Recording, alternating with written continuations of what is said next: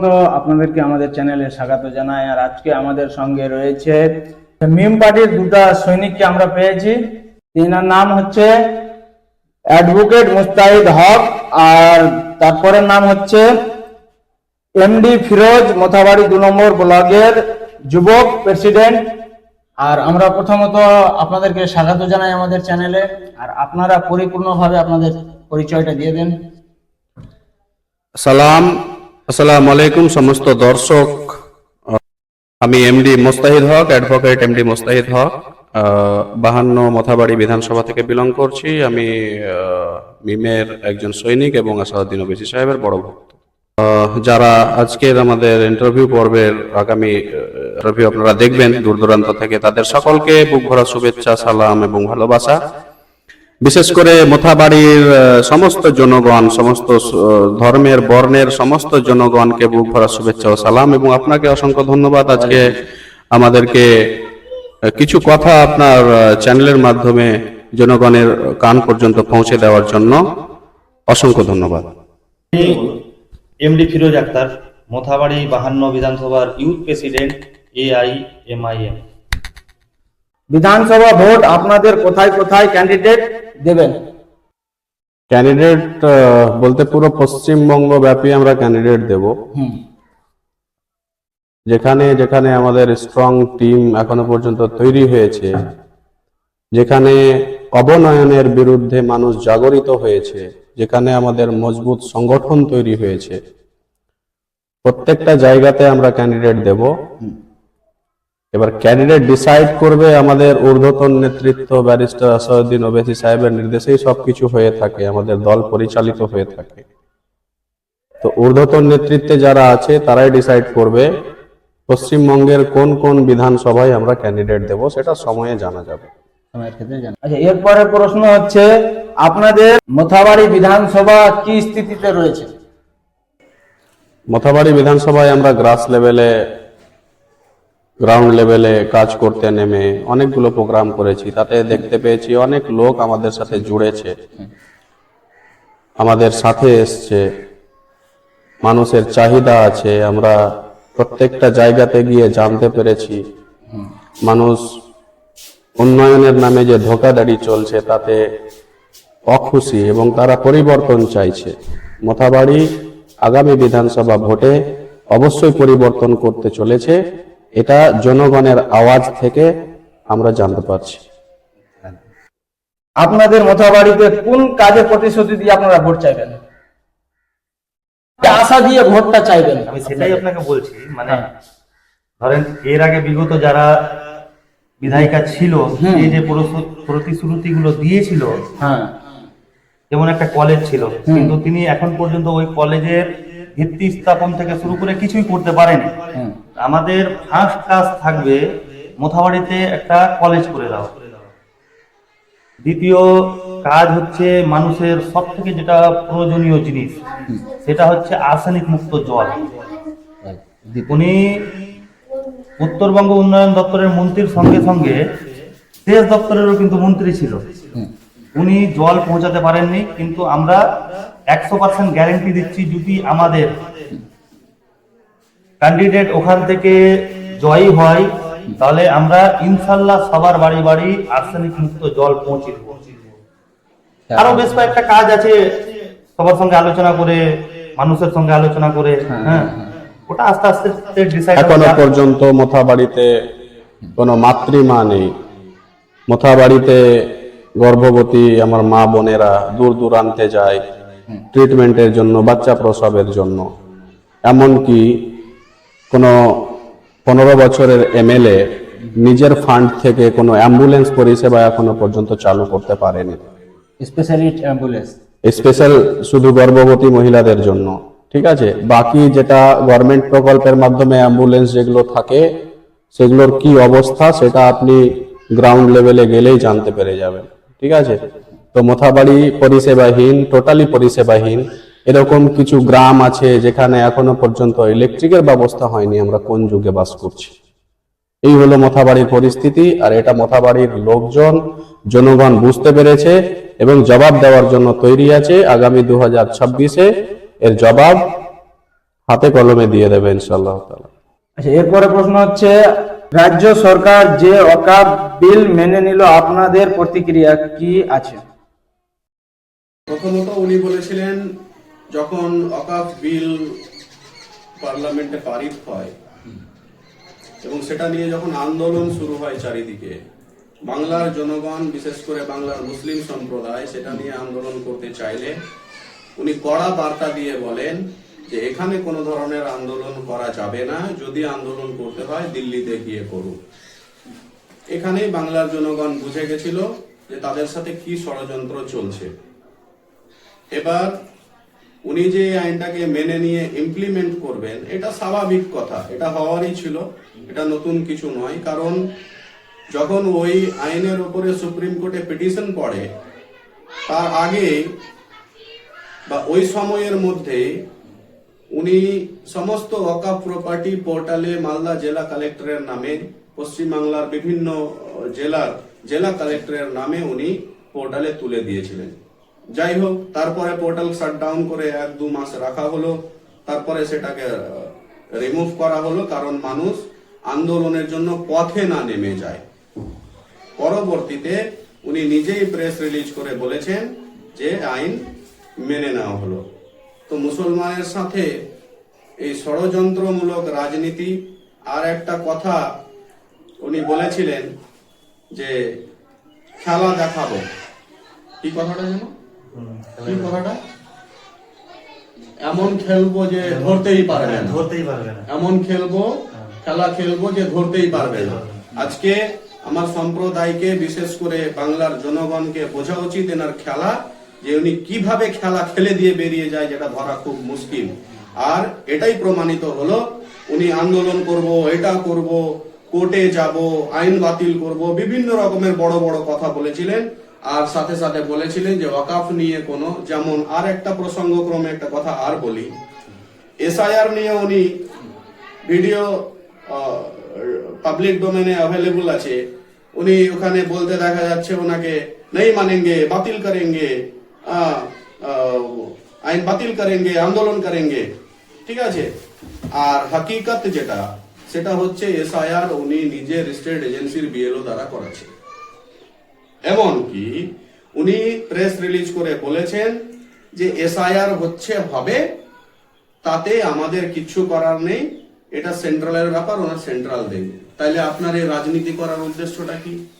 আপনার public gathering করে এই নাটকটা, এই ড্রামার উদ্দেশ্য কি? সমস্ত কিছু জনগণ বুঝতে পারছে এবং আগামীতে এই ধোঁয়াশা ক্লিয়ার হয়ে যাবে, এই অপশক্তির পরাজয় হবে এই জনগণদের দ্বারা, যাদের ইমোশনের সাথে খেলা করা হচ্ছে।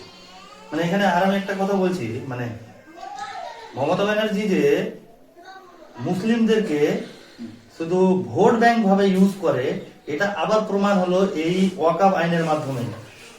মানে ওয়াকফ আইনটা তো ধরো অনেকদিন আগেই লাগু হয়েছে, সেটা আমাদের পশ্চিম বাংলার মুসলিমকে কিভাবে বিভ্রান্ত করে বন্ধ করে রেখেছিল। আর 14 তলায় গিয়ে বসে ইমিডিয়েটলি বলে দিল যে 5 তারিখের মধ্যে তোমাকে সব যা সম্পত্তি ওয়াকফের মধ্যে আছে ওটা 5 তারিখের মধ্যে তোমাকে করতে হবে, সাবমিট করতে হবে। তো কালকে বা পরশু দিন উনি রিলিজ করেছেন, আজকে রবিবার, রবিবারের দিন কিছু খোলা থাকে না, পরশু দিন সোমবার, কদিন সময়টা পেল সবটা প্রপার্টি কি আপনার ওয়াকফের ওই পোর্টালের মধ্যে কি এই সময়ের মধ্যে কি আপলোড করা সম্ভব? করা কি সম্ভব? তাহলে মানুষকে এইভাবে বিভ্রান্তির মুখে ফেলে দিয়ে এই ষড়যন্ত্রের রাজনীতি করার কারণ, এটা বাংলার জনগণ স্পষ্ট বুঝতে পারছে, বিশেষ করে মুসলিম সম্প্রদায় স্পষ্ট বুঝতে পারছে তাদের সাথে কি খেলাটা হচ্ছে। আর উনি বলেইছিলেন যে এমন খেলা খেলে বেরিয়ে যাবো যে ধরতেই পারবে। আর এটা মুসলিম সম্প্রদায় আজকে ধরতেও পারছে না, আজকে ডেটেও ধরতে পারছে না যে কি খেলাটা তাদের সাথে হয়ে গেল। বিশেষ করে সম্প্রদায়ের লোকের কাছে অনুরোধ, আগে থেকে সেন্ট্রাল উম্মিদ যে পোর্টাল, সেই পোর্টালে সমস্ত ওয়াকফ প্রপার্টি বা ওয়াকফ বাই ইউজার যে প্রপার্টি অলরেডি এনলিস্টেড হয়ে আছে, বাকি যে সমস্ত প্রপার্টি এনলিস্টেড হয়ে নেই, সেটা ডিসেম্বরের 5 তারিখ পর্যন্ত সময় আছে। উম্মিদ পোর্টালে 5 তারিখ রাত 12টার মধ্যে আপলোড দেওয়ার। আপনারা নিজের নিজের এলাকা থেকে ওয়াকফের যে প্রপার্টি গুলো আছে এই প্রপার্টি আপনারা সময়ের মধ্যে আপলোড করে দিন। যেটাই সম্ভব হচ্ছে এই সময় সব কাজ বন্ধ করে দিয়ে এটা করুন, কারণ এই ষড়যন্ত্র আপনাদের সাথে যে খেলাটা হলো, এই খেলা যদি একটাও মিস্টেক হয় তাহলে এই খেলা ভারী পড়বে, সম্প্রদায়ের জন্য ভারী পড়বে। আচ্ছা, আপনাদের মোথাবাড়ির 52 বিধানসভাতে আপনারা কি কি উন্নয়ন পেয়েছেন? উন্নয়ন বলতে গেলে মোথাবাড়ির লোক এখন বর্তমানে উন্নয়ন থেকে বঞ্চিত, মানে টোটালি বঞ্চিত উন্নয়ন থেকেই।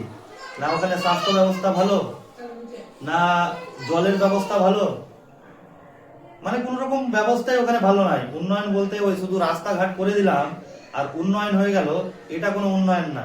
আর আমার থেকে ভালো আমাদের অ্যাডভোকেট সাহেব বলতে পারবে। তা আমি রিকোয়েস্ট করবো যে অ্যাডভোকেট সাহেব আপনি উত্তরটা দিন এটা। আমি এর আগে এক দুটো কথা বললাম, ঠিক আছে, মোথাবাড়ির স্থিতি বিষয়ে, কি পরিস্থিতির মধ্যে দিয়ে মোথাবাড়ি সাফার করছে। বিশেষ করে যারা মিডিয়া পার্টনার আছে তাদেরকে আমি specially would like to invite, মোথাবাড়িতে আপনারা আসুন, গ্রাউন্ড লেভেলে গিয়ে পাবলিককে জিজ্ঞেস করুন, এর উত্তর তারা ভালো দিতে পারবে। মোথাবাড়িতে উন্নয়নের নামে 5 কেজি চাল আর কি লক্ষ্মীর ভান্ডার, এটাই যদি উন্নয়ন হয়, আর এই উন্নয়নকে কেন্দ্র করে এটাকে ম্যানিফেস্টো বানিয়ে যদি ইলেকশন লড়তে চাই আগামীতেও, তাহলে মোথাবাড়ির জনগণ স্পষ্ট বুঝতে পারছে তাদের সাথে কি খেলাটা হচ্ছে। বাকি উন্নয়নের কথা থাকলো সেটা মোথাবাড়ির জনগণই বলে দেবে ইভিএম বাটনের মাধ্যমে যে তারা কি উন্নয়ন পেয়েছে আর কি উন্নয়ন পায়নি। মোথাবাড়ি আজকে স্বাস্থ্য ব্যবস্থা থেকে বঞ্চিত, শিক্ষা ব্যবস্থা থেকে বঞ্চিত। মোথাবাড়ির শিক্ষা ব্যবস্থার জন্য সোচ্চার আজ থেকে নয়, এবং প্রতিশ্রুতিও আজকেই দেওয়া হয়নি, প্রতিশ্রুতিও দেওয়া হয়েছে বহুদিন আগে। তার কোনো প্রকার ভিত্তি স্থাপন এখনো পর্যন্ত হয়নি। মোথাবাড়ির সড়ক ব্যবস্থা, মোথাবাড়ির গ্রামীণ আর ওনাদের যে শীর্ষ নেতৃত্ব মাননীয় আমাদের মুখ্যমন্ত্রী মমতা ব্যানার্জি মহাশয়, উনি বলেছেন যে তোমরা একটু রাস্তাগুলো ভালো করে দিও, রাস্তাগুলো ভালো না করলে ভোট দেবে না। তাহলে গ্রাউন্ড লেভেলে গিয়ে আপনারা দেখুন বা লোককে জিজ্ঞেস করুন কতগুলো রাস্তা ভালো হয়েছে এখনো পর্যন্ত, কতগুলো কাঁচা রাস্তা এখনো পর্যন্ত, গার্ডওয়ালের ব্যবস্থা, ড্রেনেজের ব্যবস্থা কতটুকু। আমি যে বুথ থেকে বিলং করি, সেই বুথে বর্ষাকালে ঈদের নামাজ পড়তে যেতে পারি না ঈদগাহে, একটা পাড়া ক্রস করে যেতে হয়, সেখানে ড্রেনেজ সিস্টেম না থাকার জন্য জল দাঁড়িয়ে যায়।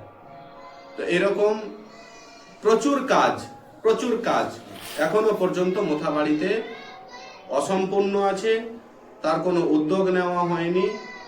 হঠাৎ পাড়া বলে একটা গ্রাম আছে, হামিদপুর চর যেটাকে বলে, হামিদপুর চর, হামিদপুর থেকে, ওখান থেকে একজন জেলা পরিষদের মেম্বারও আছে ওই দলের।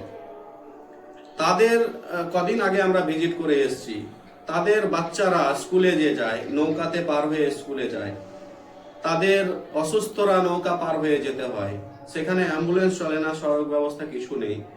ব্রিজের নামে ওখানেও বলা হয়েছে লেয়ার পাচ্ছে না। ওখানকার লোকজন যেটা বললো, ওখানকার এমনকি ওখানকার যে running panchayat member, I think কি নাম, যাই হোক নাম মনে নেই, ঠিক আছে, উনি বললেন যে ফারাক্কাতে লেয়ার পাওয়া যাচ্ছে, ব্রিজ হয়ে যাচ্ছে, কিন্তু আমার এখানে একটা ছোট্ট ক্যালভেট টাইপের কত মিটার হবে, ঠিক আছে, সেটা হচ্ছে না। এরকম অনেক সমস্যা আছে। গঙ্গা ভাঙনের সমস্যা এখনো পর্যন্ত প্রতিরোধ করা হয়নি। গঙ্গা ভাঙনের সমস্যাটা নিয়ে নাটক চলেছে, বলেছে এটা স্টেট করবে, কে বলছে এটা সেন্ট্রাল করবে, এটা সেন্ট্রালের ম্যাটার, স্টেটের ম্যাটার, এইসবের নাটক চলেছে।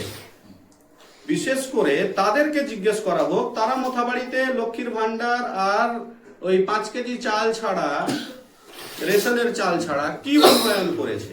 ওনাকে তো বড় বড় ভাষণ বলতে দেখা যায় যে মোথাবাড়িতে আমি কোনো কাজ খুঁজে পাচ্ছি না, আমাদের সাথে যোগাযোগ করুক না, আমরা দেখিয়ে দেবো কাজ কতগুলো কোথায় বাকি আছে।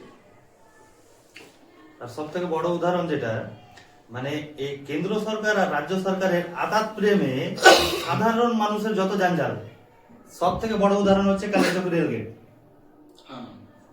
মানে এর থেকে বেশি বড় উদাহরণ আর দেওয়ার দরকার নেই। আর একটা কথা আপনাদের মানে আপনার চ্যানেলের মাধ্যমে আমি বলে দিতে চাই, যিনি 52 বিধানসভার থেকে ভোটে দাঁড়িয়ে সেচ মন্ত্রী হয়ে মোথাবাড়ি 52 বিধানসভার যেটা মুখ, অ্যাকচুয়ালি মোথাবাড়ি যেটাকে চৌরঙ্গি প্রপার বলা হয়, চারদিকে দিক মিলিয়ে প্রায় 1500 দোকানদার, যাবেন কোনোদিন গ্রাউন্ড লেভেলে কাজ করে দেখবেন, একটা জলের ব্যবস্থা নেই কোনো। বাইরে থেকে আপনি যদি যান তো আপনাকে জল কিনে খেতে হবে। তো আপনি সেচ মন্ত্রী কিসের জন্য হয়েছিলেন? শুধু ফিতা কাটার জন্য? নতুন দোকানে যাচ্ছেন ফিতা কাটছেন, নতুন স্কুলে যাচ্ছেন ফিতা কাটছেন, তো একবার গ্রাউন্ড লেভেলে দাঁড়িয়ে জলের জন্য ফিতাটা কাটেন না, মানুষ হাততালি দিবে তো আপনার জন্য। শুধু দোকানে গিয়ে ফিতা কাটলেন আর জলের নামে কিছু নেই, রাজনীতি শেখাচ্ছেন আমাদেরকে। প্রশ্ন হচ্ছে, আপনাদের পার্টিকে বিজেপির বি টিম বলে আর আপনাদেরকে ভোট কাটুয়া বলে, এটা নিয়ে আপনাদের কি মন্তব্য রয়েছে? আচ্ছা, আপনি বলুন এটা কারা বলে? এটা মেনে নেন আপনারা, যেরকম আমি সোশ্যাল মিডিয়াতে দেখেছি। যারা বিজেপিকে পশ্চিম বাংলাতে ঢুকিয়েছে, যারা বিজেপিকে 3 থেকে 18-তে নিয়ে গেছে, যাদের বিজেপির সাথে যারা বিজেপির প্রধানমন্ত্রীকে চাদর পড়ায়, যাদের সাথে বিজেপির গোপন মিটিং হয়, যারা বিজেপির কোনো একজন বিধায়ক কিংবা সাংসদ সর্দি কাশি হলেও তাকে দেখতে যায়, মালা পড়ায়, তারাই আমাদেরকে বি টিম বলছে। তারা আমাদেরকে বি টিম বলছে কেন? কারণ আমাদের স্থান তাদের পরে, তারা হলো এ টিম। আপনি ঢুকিয়েছেন, আপনি অক্সিজেন দিয়েছেন, আপনি আতাত প্রেম করছেন, আপনি গোপন মিটিং করছেন, আপনি প্রকাশ্য মিটিং করছেন, আর বি টিম আমরা। এনআরসির নামে আপনি পার্লামেন্টে ড্রামা করেছিলেন 2005 সালে, আর আজকে এসে আপনি ভয় দেখাচ্ছেন বিজেপির, যে না এদেরকে ভোট দিও না, নইলে বিজেপি চলে আসবে। বিজেপিকে তো নিয়ে এসছেন আপনি, এটা ভুললে চলবে না। 2 নাম্বার কথা হচ্ছে ভোট কাটুয়া। ভোট কাটুয়া কাকে বলে? যারা 3 দলে থার্ড হয়, যারা 3 দলে থার্ড হয় তাদেরকে বলা হয় ভোট কাটুয়া। আর ভোট কাটুয়া বলার আগে যারা বলছে তাদেরকে এর আগে আমি আমার অনেক পাবলিক মিটিংয়ে জানিয়েছি, আবারও আপনার চ্যানেলের মাধ্যমে তাদেরকে মেসেজ দিতে চাইছি যে আপনারা অল ইন্ডিয়া একটা অ্যালায়েন্স করে আছেন, যেটাকে ইন্ডিয়া অ্যালায়েন্স বলে। ইন্ডিয়া গঠবন্ধন। খাস করে 52 মথাবাড়ি বিধানসভা সহ যে সমস্ত জায়গাতে আমরা লড়াই করব, সেই জায়গাগুলোতে আপনারা আপনাদের অ্যালায়েন্সটাকে আগে টিকিয়ে দেখান। আপনারা নিজেদের মধ্যে একজন আরেকজনকে সিটটা ছেড়ে দেন, তারপরে আমরা দায়িত্ব নিয়ে বলছি এটা আপনারা করতে যদি সক্ষম হয়, আমরা অ্যালাইনমেন্টের মধ্যে নেই। তারপরে যখন ভোট কাটুয়া বলবেন কিংবা প্রতিদ্বন্দ্বিতা করতে গিয়ে সর্বনিম্ন ভোট যদি আমরা পাই, তখন যদি ভোট কাটুয়া বলবেন সেটা গ্রহণযোগ্য হবে। পঞ্চায়েত ইলেকশনে বেশ কিছু ক্যান্ডিডেট নামিয়ে আমরা দেখে নিয়েছি কোথায় কে ভোট কাটুয়ার ভূমিকা রেখেছে। তো কাউকে বেতুকা অ্যালিগেশন দেওয়ার আগে নিজের গিরেবানে একবার ঝাঁকার দরকার আছে যে আপনি কোন দলকে, কোন পার্টিকুলারসকে ভোট কাটুয়া কিংবা বি টিম। আর একটা কথা, যদি চ্যালেঞ্জ নিতে পারেন বুথ লেভেল এজেন্ট থেকে শুরু করে ঊর্ধ্বতন নেতৃত্ব, সেন্ট্রালাইজ নেতৃত্ব পর্যন্ত, মানে স্টেট সেন্ট্রালাইজ নেতৃত্ব পর্যন্ত যদি প্রমাণ করতে পারেন, আমাদের ব্যারিস্টার আসাউদ্দিন ওবেসি সাহেব বারগাহে রসুল্লাহতে গিয়ে বলেছে, এবং সেটা আমি আজকে আপনার চ্যানেলের মাধ্যমে বলছি, যদি প্রমাণ করতে পারেন যে টাকা লেনদেন বিজেপি থেকে হওয়া, এটা তো দূরের কথা, যদি বিজেপির সাথে কোনো গোপন মিটিং মিমের হয়ে গিয়ে থাকে, তার কোনো ফুটেজ কিংবা ইনফরমেশন, প্রায়র ইনফরমেশন যদি দিতে পারেন, তারপরে আমরা প্রকাশ্যে এসে মিডিয়ার সামনে বিজেপির বি টিম হিসাবে স্বীকার করব। আদারওয়াইজ আপনাকে এসে স্বীকার করতে হবে মিডিয়ার সামনে যে আপনি এই দালালির রাজনীতিটা করবেন না, মানুষকে বিভ্রান্ত করার রাজনীতিটা থেকে আপনি। কথা যখন বললেন তখন আমার একটা শায়রি খুব মনে আসে।